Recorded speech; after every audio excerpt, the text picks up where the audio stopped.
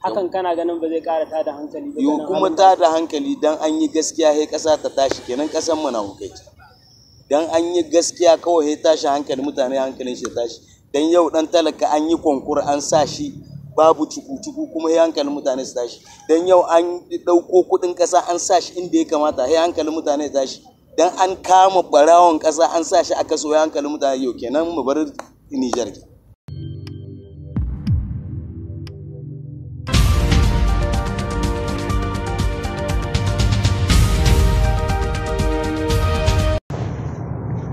Assalamu alaikum wa rahmatullahi wa barakatuhu. Masu kallon mu da sauraron mu barkanmu da warhaka. Barkanmu da kasancewa da ku a cikin shirin rayuwar ƙasa. Shirin rayuwar ƙasa na wannan rana zai tattauna ne game da al'amarin da ya shafi sakamakon bayan juyin mulki, kamar yadda muka daɗe muna tattaunawa akan wannan bagire. Yau kuma za mu tattauna da wani daga cikin al'ummar ƙasa domin jin ra'ayin shi game da wannan al'amuran da kuma irin yanayin yadda suke kallon al'amuran. Assalamu alaikum wa rahmatullahi wa barakatuhu. Assalamu alaikum. Malam barka da warhaka. Ya gajiya ya alhamdulillah. Ta ya zaka gabatar da kanka ga masu kallon mu da sauraron mu a wannan tasha ta Sahel Event?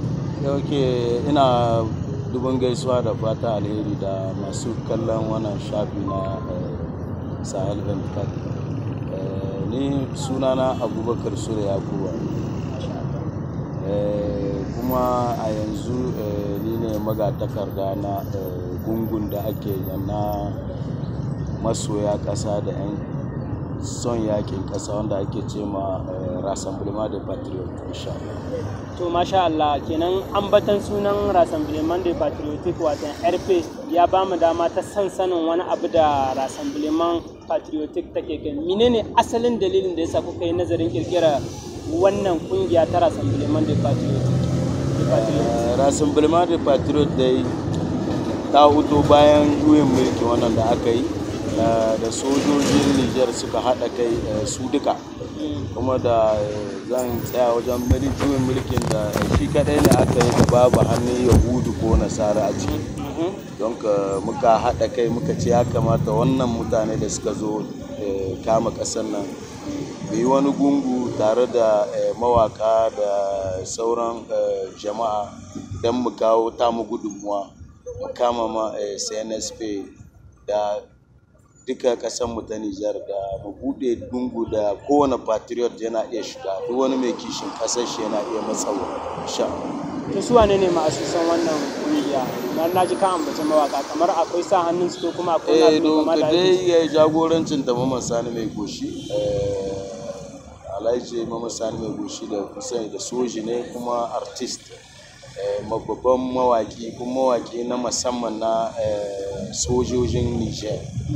A yanzu haka shi soji ne, don da shi da sauran mutane da ba kamata ba da sunan su kuma duka ba dole ba sai da sunan kowa muka haɗu da aka ce ranar haihuwa ba goyon cibi, mun hau ba goyon cibi tunda mun hau bisa san da yawa, akwai Sinaz Police, akwai Azim Albarka, muka haɗa kai biyu muka faro daga a yi concert, muka ce ba concert kaɗai za a zawa ba da su Malam Nafi'u duk suna ciki. Ban mu tsaya a concert muka ce mu haɗa kanmu mu yi gungu da zamu jagoranci duk wani mai kishin san ƙasa bisa manuhohinmu a kama ma wannan soja su mana in transition ce za su yi, in mulki ne za a yi na shekara 3 a tsara Niger, a hudu 'yancin Niger, tunda da suka zo mata suka yi sojojin Faransa su tahiya su. Kenan wannan wajen dan Niger ba wanda bai san wannan abin, kuma yau mu zama muna bisa gashin kanmu da 'yanci cikakke, mai baiwa a ce ƙasa mu muna kwance da wajen mutum 1000 da bindiga a hannunsu da kayan yaƙi kuma suna cikin ƙasanmu ba. Akwai wuya kuwa, ba mu san ba me ya kasa, ba ɗan Nijar inda zai gaya ma wannan manufofinsu me ya kasa, saboda me suka zo, me yasa suke Nijar, me yasa suna nan ta'addanci bai kariya. To a cikin wannan kokowar da ake yi ta san wayar da kan mutane da kuma sa al'umma su gane muhimmancin incin ƙasa, shin wani ƙoƙari za a iya cewa RP ko Rassemblement des Patriotes ta yi wannan ƙungiyar ta fito? To mu dai waye ma mutane kai, muka tsara wasanni mun yi Eritrea a Star General Sani Kwance, wannan diya mai ta sani, din Niger ta sani da yayi, kuma shekaran jiya shi ma Dimanche da ta wuce ga mun ƙara yin wani ya mai ta ga abin da aka yi, din Nijar ta san abin da aka yi. In muka tattara artist dabar da fari muna sama mutane a kai a kama ma sojin ƙasa, baske soji ne ke ba da ran shi saboda ƙasa, soji ne bai da wani gungu da zai ce ya hiya mushi ƙasa, mu kama musu wannan mulki. Abinda muke wadi sojan nan suna so arme frances ta yadda da sun san bisu iya da bisu ciya mai wanda ya zo kama musu ya taya su, ana musu zagon ƙasa ilkoke sojan horon shi da yi su bar mu ƙasa.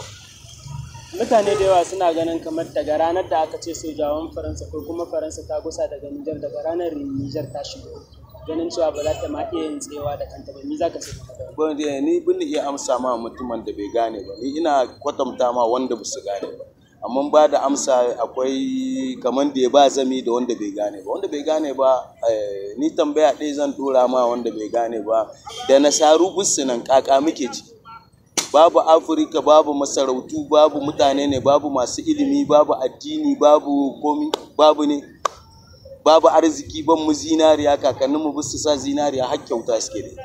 Don kuma yasa mutane suke aza dole shi baki sai da nasara kusan shi kamar mala'ika yake iya zama mutum.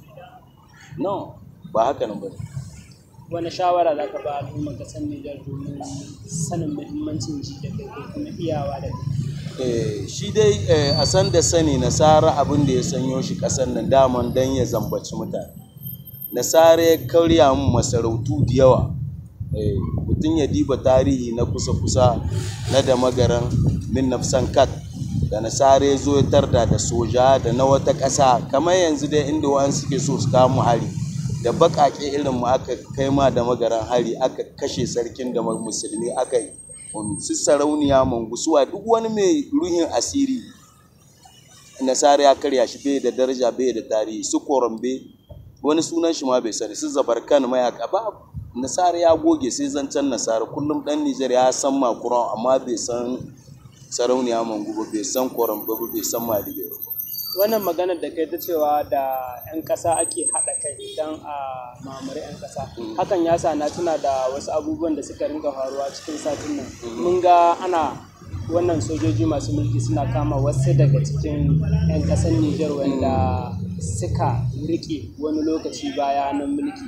Ana ka ganin ko wannan gyara ne ko kuma wani dai abu dai ne wanda yake na wata. To shi dai mai wanda ya mulki ya kamata a ce ya sabka hankali kwanci, inda da kai mulki biyan ka ake, 'yan ƙasa duk karrama ka suke.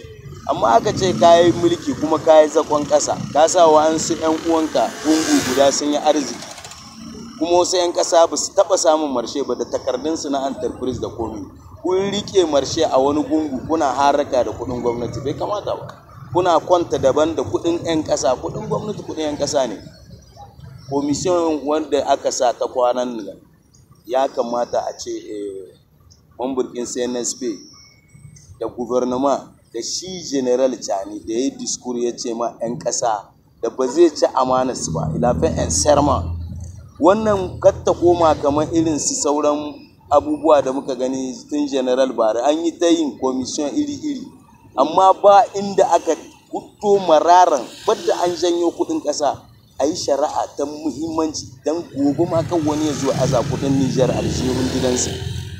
Ko ba gane, ya kamata a ce wannan komisiyon tunda a wannan shekarun da aka yi na mulki kaga dai mutane yadda suka yi ta samun arziki, yadda aka yi ta talauta ɗan ƙasa, yau ɗan Nijar ya koma almajiri, 'yan Nijar ake zuwa har ƙasashen waje ya an kwaso su a jirgi an maido su. Mai furdan mulkin wannan ba kudin da aka zunzuruta, mun samu man fetur, mun samu abubuwa da yawa, mai talauci bai kare. Kamar dai kana nihin da wanda aka kama ya yi ma ƙasa, ya kamata ya hudo ma ƙasa kudin da. Hakan kana ganin ba zai ƙara tada hankali ba? Yo kuma tada hankali dan an yi gaskiya sai ƙasa ta tashi, kenan ƙasar mu na hukai. Dan an yi gaskiya kawai sai tashi hankali, mutane hankalin shi tashi. Dan yau dan talaka an yi konkur an sa shi babu cuku-cuku kuma sai hankalin mutane su tashi. Dan yau an ɗauko kuɗin ƙasa an sa shi inda ya kamata sai hankalin mutane tashi. Dan an kama ɓarawon ƙasa an sa shi a kaso sai hankalin mutane, yau kenan mu bar Nijar ke. Babu ƙasa ke. Yana yiwa kuma sai NSP tana iya. Wannan dai soja da suka haɗa kansu da 'yan ƙasa da suke hutuwa suna iyo kullum a hudo musu 'yancinsu. wallahi ya kamata a yi. Ina ji in bai yi ba ne ma ƙasar ba ta zauna lafiya. Daga hawan wannan sojojin zuwa wannan lokacin da muke ciki, akwai wani abu wanda misali zaka bayyana ma al'umma cewa wani haske mai nuna cewa an samu wani sauyi bisa mulkin da ya gabata na ba? Sauyi na fari, ɗan Nijar yana iya hutowa ya waɗa 'yancin shi a bisa hanya. Babu 'yancin sauyin da ya yi ɗan ƙasa ya riƙa girmama ɗan ƙasa. Yau ɗin taksiman ka tsaya bai ma tsada, a ɗan ƙasa yake ɗaukar. Mu wannan kaɗai ya ishe mu. Yau ɗan ƙasa babu wani accident, kaga da yadda mutane suke babu inda wani dan hushi ya zuwa gwab shekarar mu da mutane su ce a ɗarme kana da abun waɗi baka yawa. Wallahi yanzu taksiman har a banza ya su ɗauke.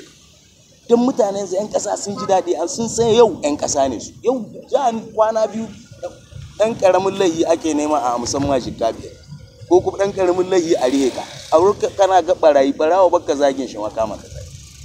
Na ɗaya kuma saboda Allah ƙasanmu ta zamna laya tun da suka zo 'yan watanni wannan yanzu Nijar saboda Allah ka taɓa jin wata kwaramniya da su wani waye tashi hankali. Na uku an biya salayar, an ɗauki Premier Minister da yake iya biyan ma'aikata suna ɗaya. Man fetur bai ƙara kuɗi ba. Ku za ku ce ko to ku tuna da 'yan Nijar kashi wajen 80 cikin 100 su su san wutar ba. Kai yau kana ihu ka ba kwana biyu baka sha fanka ba, to wani dan Nijar da 'yancin ku guda a dokokin ƙasa ko wani iri ne shi bai san ba wannan. Kai kana shan ruwan famfo shi bai sani ba, kai ku ihu kake galas ce baka ko to shi bai taba shi ganin ta ba. To mutane su taushe zuciyarsu, wannan kashi 20 inda suke aza su kadai ne ya kamata su more. Akwai mutane 'yan Nijar wanda suka himu yawa da su wuta ba san ta ba. Yanan harka wuta masu ilimi da masu kuɗi hannu da shuni su tashi sai dabarun da ya kamata Nijar ta samu wuta isassa ba a yamai ba ko manyan garuruwa a dajin tunda development yau daji. Mu Nijar ƙasa ce mai albarka da mutanen daji sun yi na maraya yawa, kenan su ya kamata su yi a taimaka ma mu diba ba kanmu kada. Idan a ce misali muryarka za ta kai ga shugaba Abdurrahman Chani ko kuma magabatan CNSP, wani sako kake tunanin ko wata shawara za ka ba su game da tafiyar ƙasar Nijar? Wala ta yi ƙasar Nijar kawai abu gaskiya. Kuma ni jiya na ji daɗi da aka hudu wannan kwamitin a lokacin CNSP. Wannan kwamitin ya dibi 'yan Nijar kai ya ci amana ya hudu 'yancin 'yan Nijar. Don mutum ya san wanda aka mai ƙorafi ya san akwai justice a ƙasa ko ba gaskiya ba. Paske shi ho Allah yana iya barin ku duk kahurcin, amma in babu adalci sai ka ga duk ƙasa ta tattara. To Nijar matsalar mu adalci. Yau kana ga mutum yana iya sabka ɗan shi ya ɗora ɗan shi minista, wannan tana minister da kaza ɗanta yana director da kaza. Ta 'yan talaka da yawa sun yi lakwal. Kullum kudin ƙasa gare ku ne yake zuwa. Shi dan talaka cikin 1000 ba daukan ɗaya shi ma ya kula da mutane a bashi salar dan yayi karatu. To in ba ai ba haka nan har yanzu ƙasar mu da saura. To ne kira gare ka ga al'ummar ƙasa baki daya game da wannan mulki ne. Al'ummar ƙasa kar ta aza da ƙasar mu ba ta iya rayuwa sai da turawa. Al'ummar ƙasa kar ta aza da Nijar ƙaramar ƙasa ce yanda aka sa musu akai da talauci gare mu ta non.